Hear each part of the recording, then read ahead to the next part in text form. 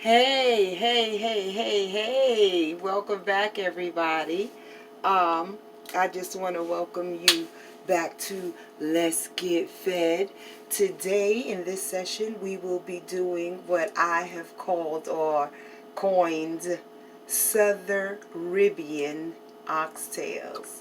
Southeribbean Oxtails because just it's a combination of my southern background mixed with a Caribbean recipe, Jamaican recipe to be precise, that I will be following and showing you today.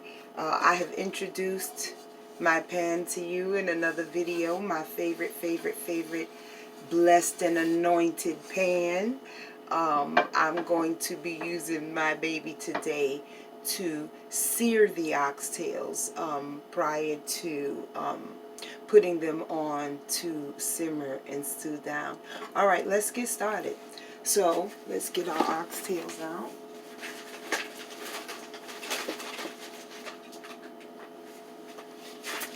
And sit them right here. I'm going to make a little space. Excuse me. Okay.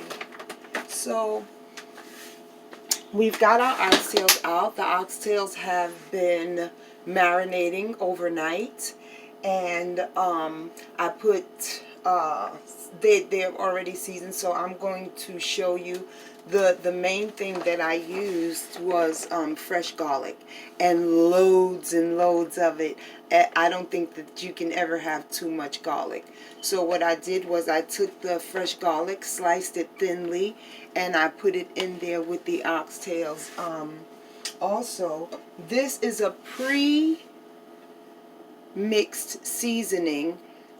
Be careful when you use pre-mixed seasonings because a lot of times the main ingredient is salt. So you don't want to combine a whole bunch of different ingredients and then use salt. So what I did was, this is a combination of salt, garlic, onion, and they say spices, but they don't tell you what the spices are. So I used it very gingerly, just a little bit of this, because it may have add to the authenticity of the seasoning for the Caribbean side.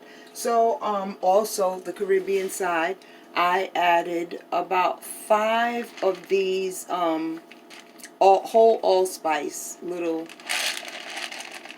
seeds. Okay, about 5 of those into the pot, and that's pretty much for seasoning. I use Mrs. Dash, of course, garlic and herb. I use this, oh, I'm sorry, also paprika, and garlic. Now, had I not had them already done so that they could marinate, basically I would have had I don't use measuring spoons and cups and things of that nature. However, I can basically tell you, guesstimate, what's a teaspoon, what's a half a teaspoon, or whatever. And for the amount of oxtails that I've used here, I would say, you use your own judgment. You season to taste. If you're seasoned in the kitchen, then you basically know how the spices work, and you know how to use your spices. If you don't, then basically I would say, let's say, an equal amount of everything except for the oxtail seasoning. I would say about maybe a tablespoon of each spice for about, I think we have maybe about 10 pounds or a little less. Maybe this may be about 5 pounds of oxtails. Okay, so again, listen, this is just me sharing with you. There's really no format or formula for how I'm doing this. You can always email me at Cheryl Lamb, that's CHERYLLAMB 27 cheryllamb27@gmail.com. That's cheryllamb27@gmail.com with any questions that you may have, and I would be glad to respond to you. I am new to YouTube. This is actually just the second session that I'm posting.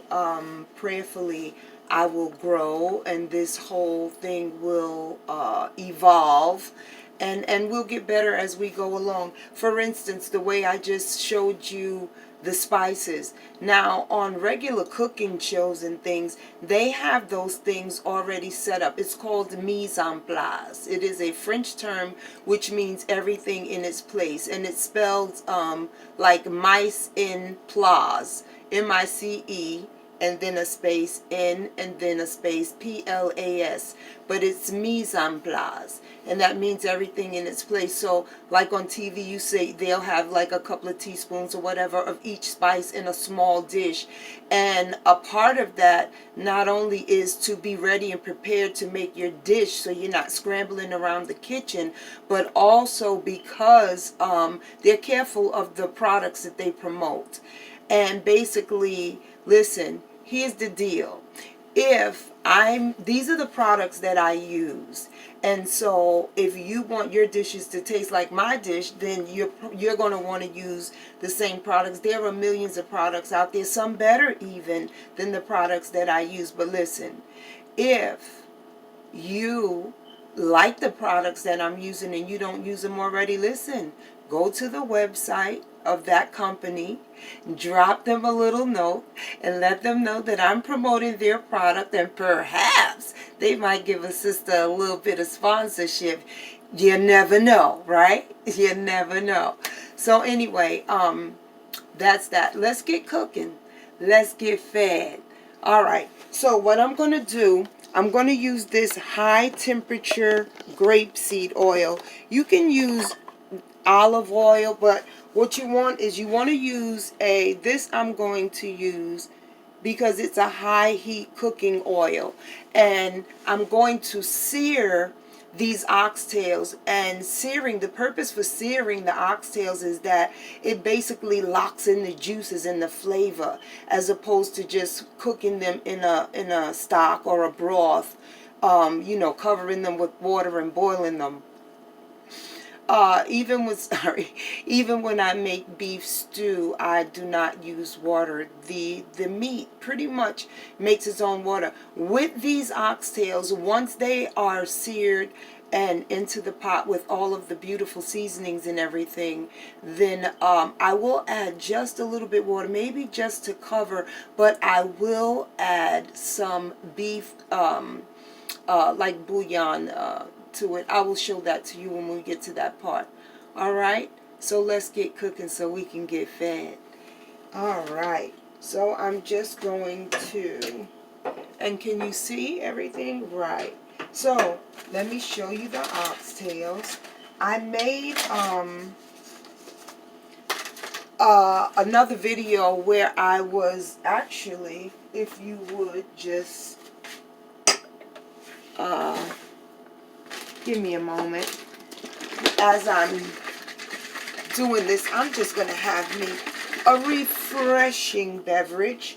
This, if you've seen the other video, and actually, let you see the consistency now. This is the okra, beet, wanabana, and aloe juice that I prepared in the first session. And so if you'll see, the consistency now is much more smooth, and there's no slime, no lumps or everything, and it is absolutely delicious. You can find the video on YouTube, and it's called Live and Uncut Beet and Okra Juice. Okay, enjoy it. Again, send me any questions that you may have about anything for that matter. Let's talk about it. All right, let's get fed mentally, physically, spiritually, and even emotionally. Okay. All right. And I spilled some. But we're just going to, I'm just going to sip on that deliciousness as I, excuse me, prepare the oxtails. So, these are the oxtails, all marinated and everything. Let's see if we can get a little light on that. They really kind of look already cooked, but they're raw. That's what the marinade does. Aren't they beautiful? You can even see the slithers of garlic in there if you look closely. So, those are our seasoned oxtails. And you don't want to put a lot of oil in the pan. You do want to cover the bottom. You know, nicely. I'm sure you saw about how much I poured. So there's not really a lot in there. You don't need a super high flame. We want to get us a nice handy dandy fork. Okay, so you saw my beautiful favorite anointed pan that I'm going to sear with, and then I'm just going to put them right in here when I'm done searing, and we'll go from there in that pot. Southeribbean. Let's talk about it. Okay, while we wait for our oil to heat up, and I was thinking about it, Southeribbean, and you know how that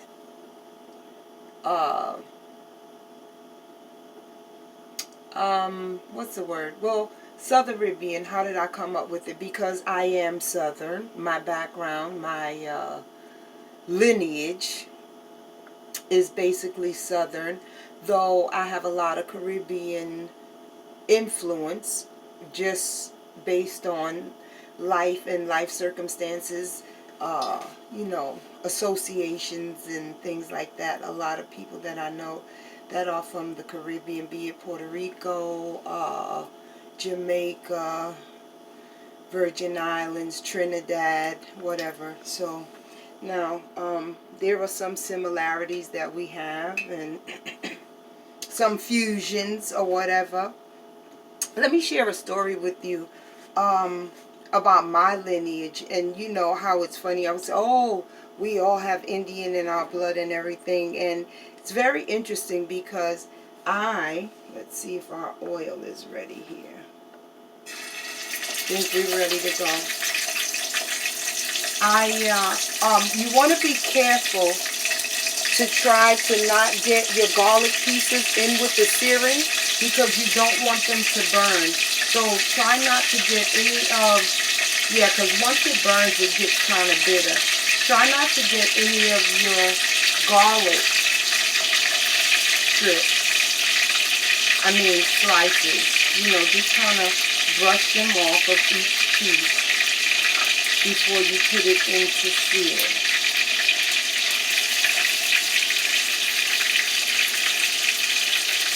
So, yeah, I'm going to come back to that whole thing in a minute. Let me just get this pan loaded up with the first batch.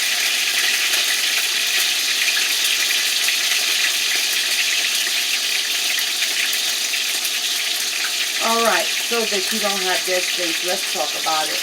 Well, when I was attending SUNY Potsdam,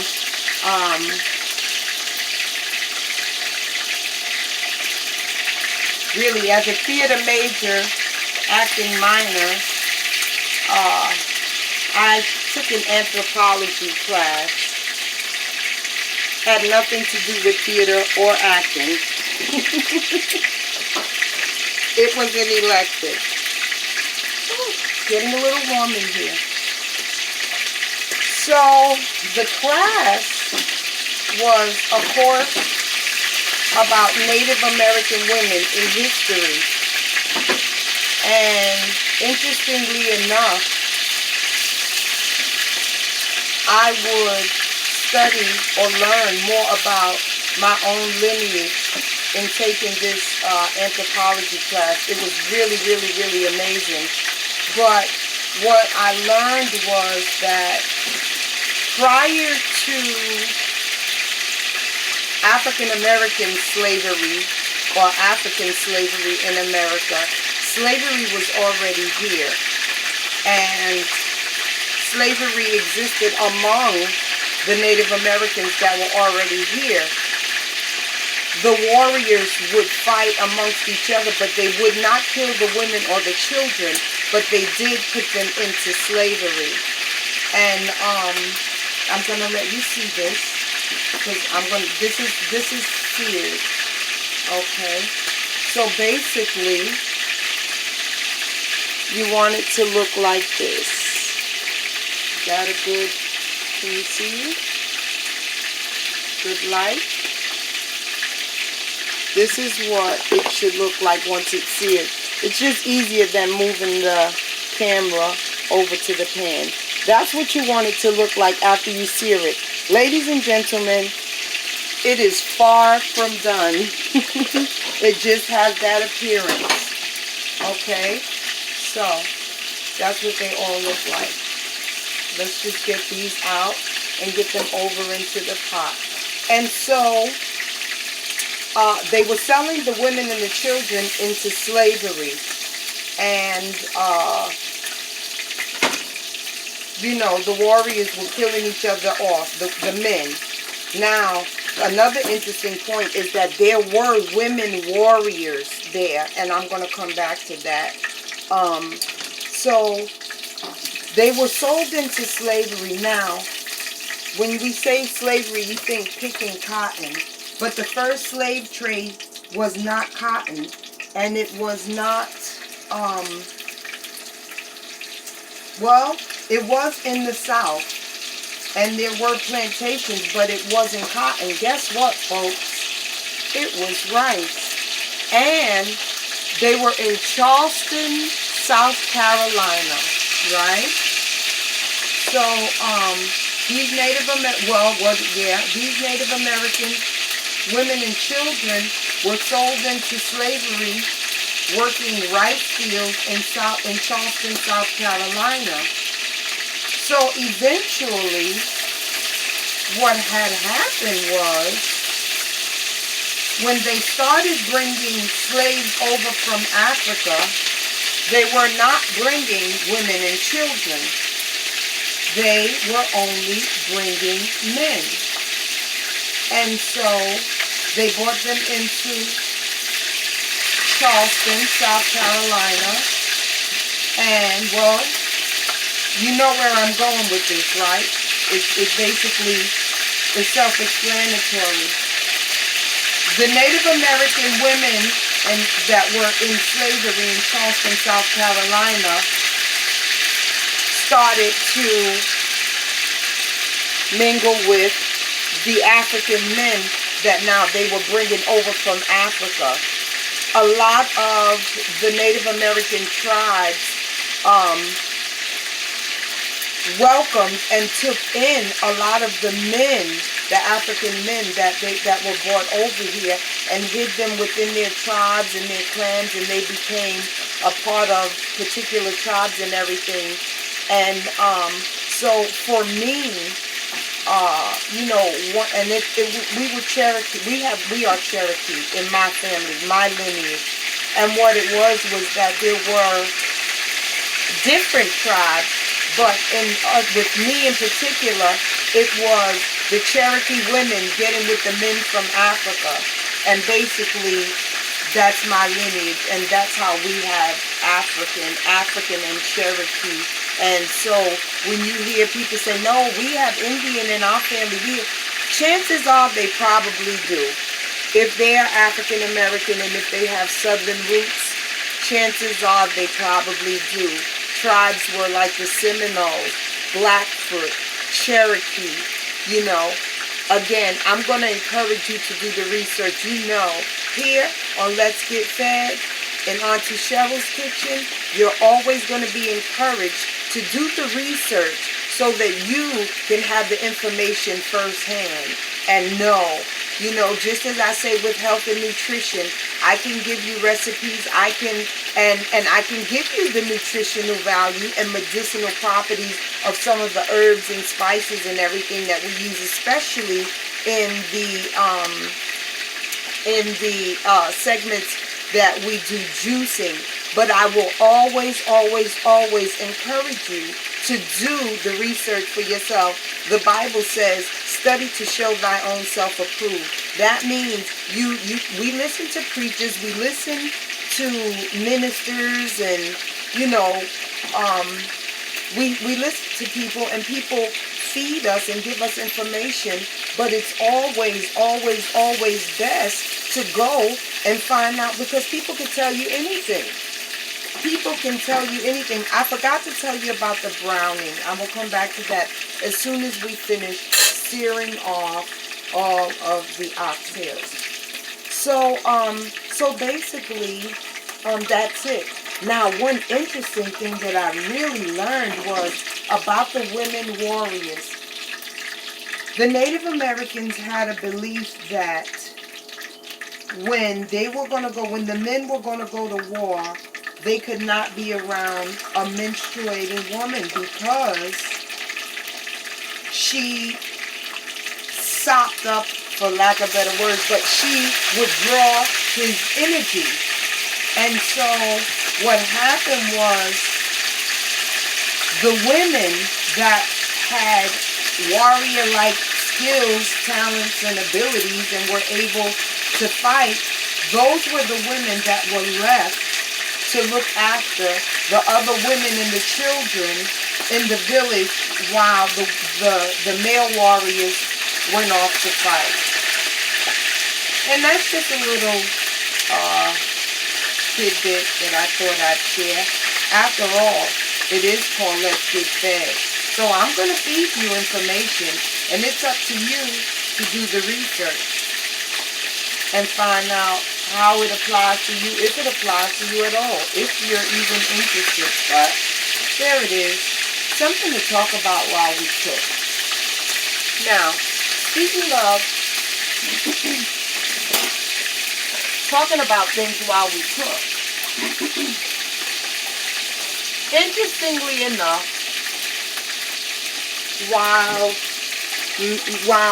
making the video for the beaten okra juice, I'm sorry guys, just pardon me, I have to keep my surfaces wiped down. I got a glimpse at myself, and I look a little chubby around the middle. I'm not afraid to talk about it. Let's face it, we've all been in the house, right? I have to tell you, my love for cooking has resurfaced. And I've been trying to really keep my family satisfied, basically, by, experimenting in the kitchen and everything, but it could be dangerous. So there's nothing wrong with it. We need to be preparing ourselves for the future of our new lives in this new world. And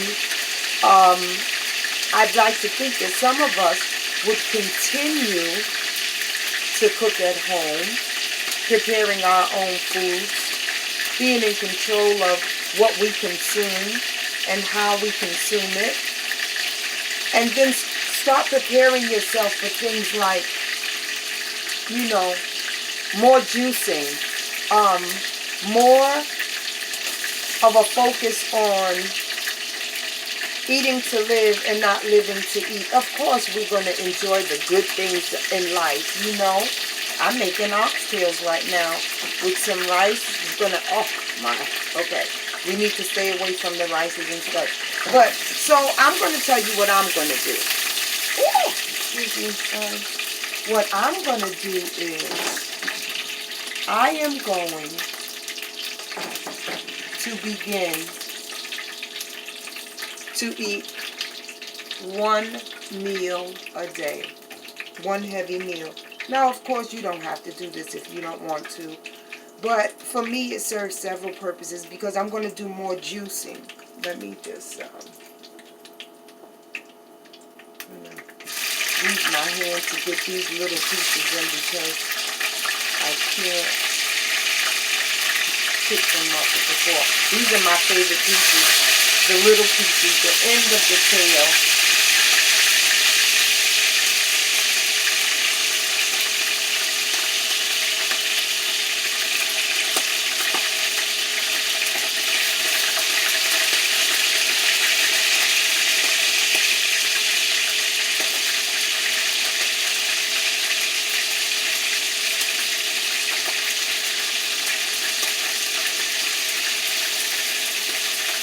Alright, now I got those all in.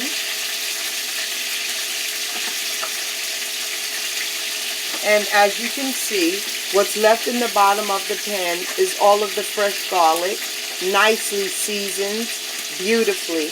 And so once I'm done searing, I'm just going to pour that in the pan, add some more stuff, and then we're going to set that to the side and let that begin to do its thing, work its magic while we prepare some rice. So I said, yeah, I think I'm going to try to have one nice, delicious, big meal of whatever I want at night and just begin juicing. Now, I'm not going to go heavy into this, but they were talking about, obesity and how this coronavirus is affecting the African American community.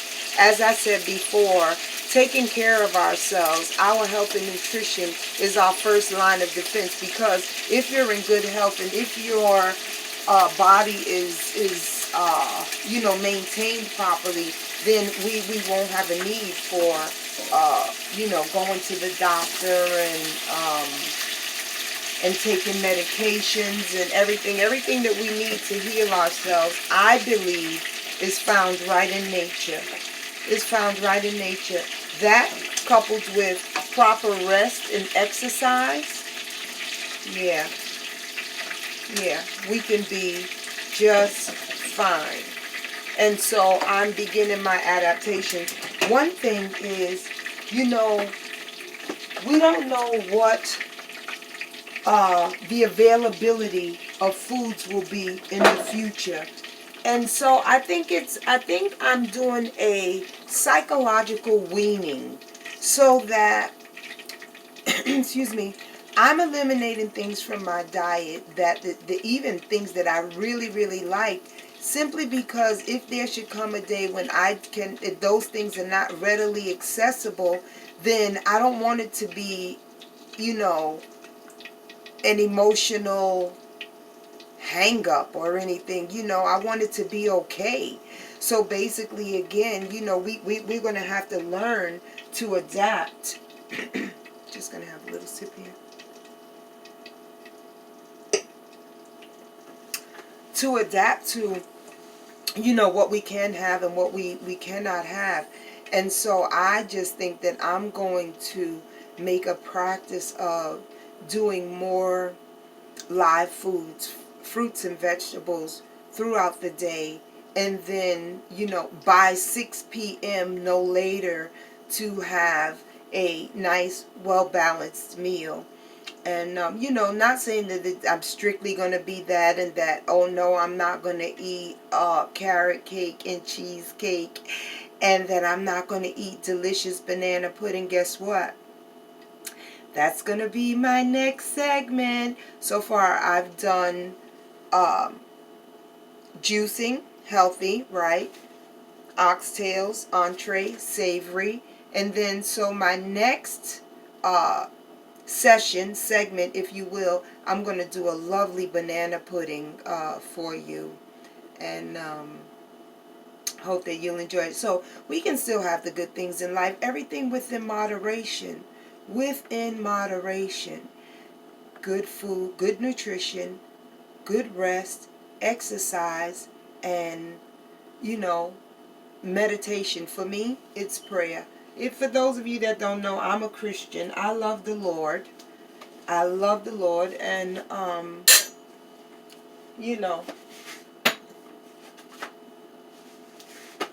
prayer.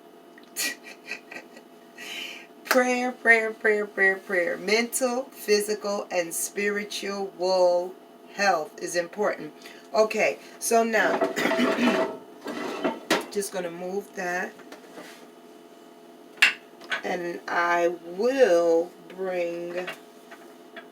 Now, I'm going to do something interesting with this grapeseed oil.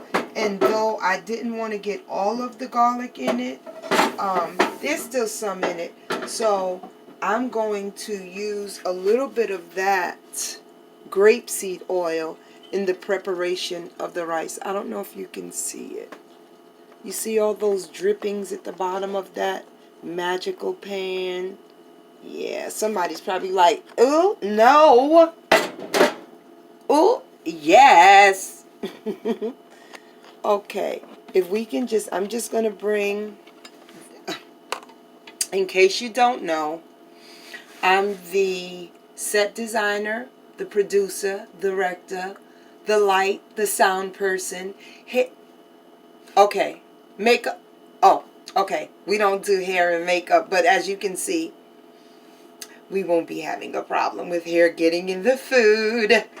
Okay, so now if I can just shine my light, just pretend you don't see the lamp, okay?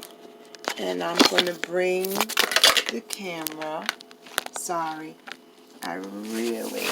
okay, sorry about that. Right here, because I want you to get a good look at how that looks in the pan, in the pot. Can you see it good? Okay. So I hope you got a good look at that. Now, let me readjust the set. Pardon me, like I said, you know, I'm new at this, and it'll get better. Okay. Great. All right, so I actually probably could have done this, which would have been a lot easier, right? And to just get the light down a little bit more like that so that you can see. Beautiful. Okay, so that's that. Now, this is what I forgot to tell you about. This, once you have your seasoning on and everything, it's liquid. It's like Gravy Master or Kitchen Bouquet. When you season your oxtails, you want to put some of this on and rub it on real good. And that's what gives them that nice, rich brown color. When you sear them, it's the browning. So use the browning, you know. And on this amount of oxtails, I just used like 2 capfuls. That's it, not a lot. You don't need a lot. Be careful, okay? All right, we're going to sit that there. All right, so here, ladies and gentlemen, and I really meant to have some fresh thyme for you to see. Basically, when you have fresh thyme, this has all been dried. I dried this myself overnight, and